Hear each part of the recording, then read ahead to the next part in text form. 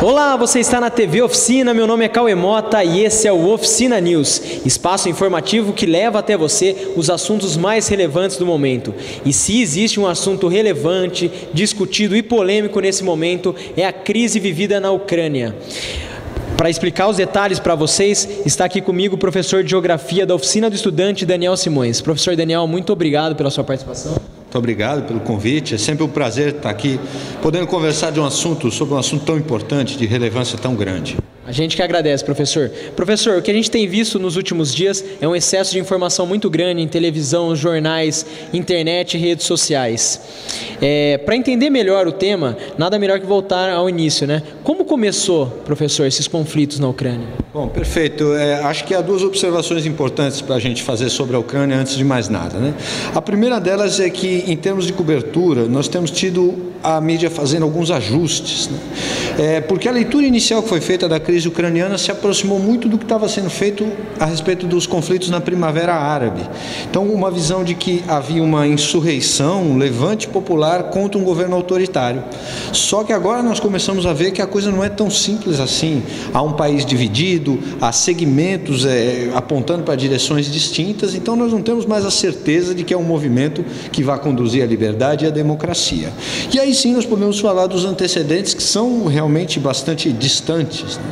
Primeiro antecedente fundamental para entender a crise ucraniana é conhecer um pouco a história do Império Russo, um grande império extremamente centralizado, desde o século XVII, um império expansionista e que teve sempre o desejo de expandir sua influência pela região asiática e impor também a sua cultura, o processo que muitos vão chamar de russificação da região asiática. E a Ucrânia várias vezes foi palco de tentativas e invasões russas. O caso talvez mais conhecido, a Guerra da Crimeia, justamente envolvendo a polêmica região da Crimeia contra o Império Turco-Otomano, o já finado Império Turco-Otomano. Então, a primeira raiz é bastante antiga, né, do conflito.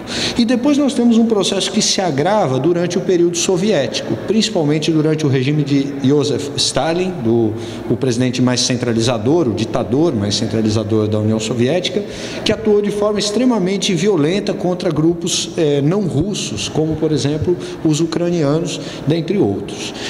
Isso criou um ressentimento extremamente profundo, que hoje é uma das bases de todo esse processo que nós estamos vendo acontecer no país.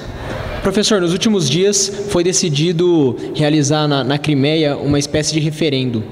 Esse referendo pode influenciar em quê? Qual a força que esse referendo tem? Olha, o referendo pode não ser prontamente acatado em termos legais, mas ele pode conferir legitimidade a certas aspirações, né? A legitimidade não depende da lei, ela depende do apoio, ela depende do convencimento da maioria da população.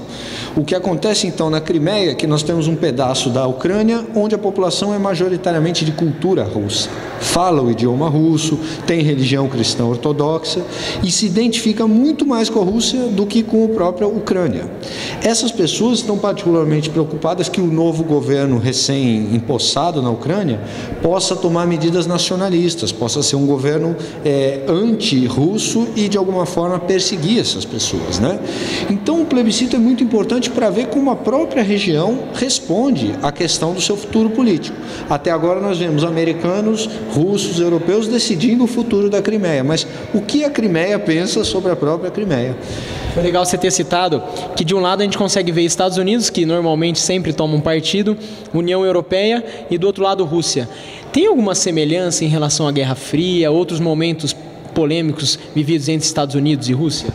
É claro, existem diferenças cruciais, mas em linhas gerais há uma herança da Guerra Fria muito pronunciada, porque o grande sistema da bipolaridade, da divisão Estados Unidos-Rússia, União Soviética, deixou essencialmente de existir em termos econômicos e ideológicos, mas em termos militares, a Rússia continua sendo um protagonista global extremamente relevante. Então o que nós temos é, de certa forma, uma herança da Guerra Fria, só que restrita à questão militar. Americanos tentando delimitar o seu espaço, a sua área de influência, que muitas vezes coincide com a própria OTAN e com a União Europeia, e os russos tentando também manter a sua influência sobre aquilo que consideram historicamente uma área de seu domínio, né? Então, sem dúvida, há uma forte influência dessa bipolaridade, dessa divisão da Guerra Fria, embora isso não explique tudo, mas isso é uma componente fundamental na questão. Professor, é claro que é difícil traçar esse pensamento, mas existe o risco de um conflito armado no país? Olha, sem dúvida, existe um risco de conflito. O que é questionável é se esse conflito poderia proporcionar uma interferência estrangeira maciça, né? Porque os americanos, como a maior potência mundial ainda, que passando por algumas crises, têm que dar respostas a situações políticas como essa. Os americanos são cobrados a se posicionar. É um mal de ser a potência é sempre cobrada a tomar uma posição. Então os Estados Unidos não podem aceitar que a Rússia tome um partido, invada eventualmente a Ucrânia de bom grado. Por outro lado, é muito pouco provável que os americanos chegassem ao ponto de comprar uma briga, comprar uma ação militar para tentar deter os russos, já que durante o período da Guerra Fria, o tempo todo se evitou o conflito direto. Então, há uma possibilidade de conflito, mas ele tende a ser muito mais um conflito regional, talvez Ucrânia contra a Rússia, talvez Crimeia contra a Ucrânia, com apoio russo, mas o envolvimento direto, explícito das potências estrangeiras é um pouco mais remoto. Talvez como nós tenhamos visto agora na crise síria, né? A hora que a coisa começou a esquentar e parecer que poderia se tornar uma guerra de proporções mais amplas, de repente a diplomacia tomou lugar e se chegou mais ou menos a algum tipo de solução. Bom, como vocês conhecem e já estão habituados, a gente tem uma grande parceria com o Guia do Estudante e nossas colegas jornalistas nos enviaram algumas perguntas para fazer para o professor Simões também. Professor, que aspectos é importante os alunos, os vestibulandos, prestarem atenção nessa grande polêmica e que pode aparecer no vestibular? Bom, quando o vestibular trata de um tema tão atual, ele dificilmente vai se ater ao noticiário exclusivamente, né? Não vai te perguntar qual foi o resultado do referendo. Ele vai querer que você compreenda justamente essas razões históricas um pouco mais profundas. Então, saber um pouco sobre o Império Russo e o que foi a projeção russa nos séculos XVIII, XIX. O aluno deve se lembrar da Revolução Russa e como ela transformou o que era a Rússia em União das Repúblicas Socialistas Soviéticas, e deve se lembrar que justamente essa questão após do término da União Soviética de você ter a Rússia se tornando uma potência menos relevante, mas ainda assim com uma capacidade política muito grande.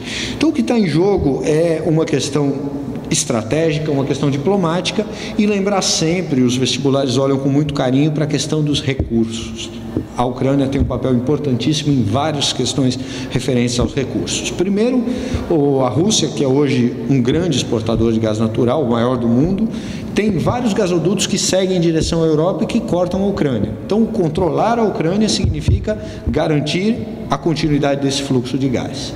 E para nós o gás ele é importante, gera energia, mas para os europeus, para os ucranianos, para os russos, ele gera também a calefação, o aquecimento doméstico, que é uma realidade que nós aqui no Brasil não, às vezes, nos damos conta de quão importante é você ter lá um suprimento de gás no inverno que faz menos 20, menos 30 graus.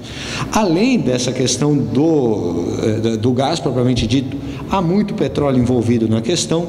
A Ucrânia sempre foi a república mais fértil das repúblicas soviéticas. Ela tem um tipo de solo que volta e meia o vestibular lembra, chama-se solo Chernozion, que é um solo de terra escura, muito fértil, que sempre foi a base da produção de cereais para suprir a alimentação da região mesmo.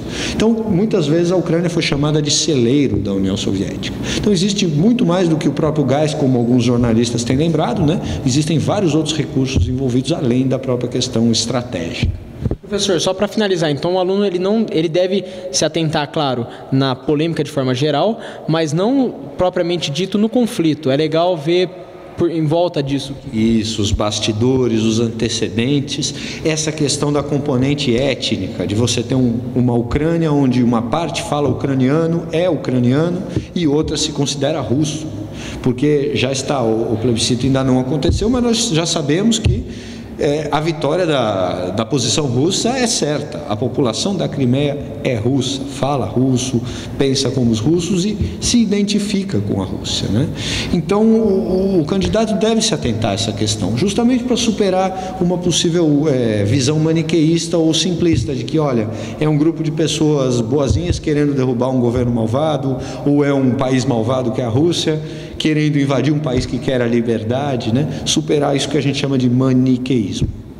Professor, muito obrigado pela sua participação aqui conosco, foi muito importante as suas informações. Você pode participar do Oficina News enviando sua sugestão de tema para o e-mail imprensa@oficinadoestudante.com.br. A gente se despede aqui, eu vejo vocês no nosso próximo encontro, um grande abraço, tchau, tchau.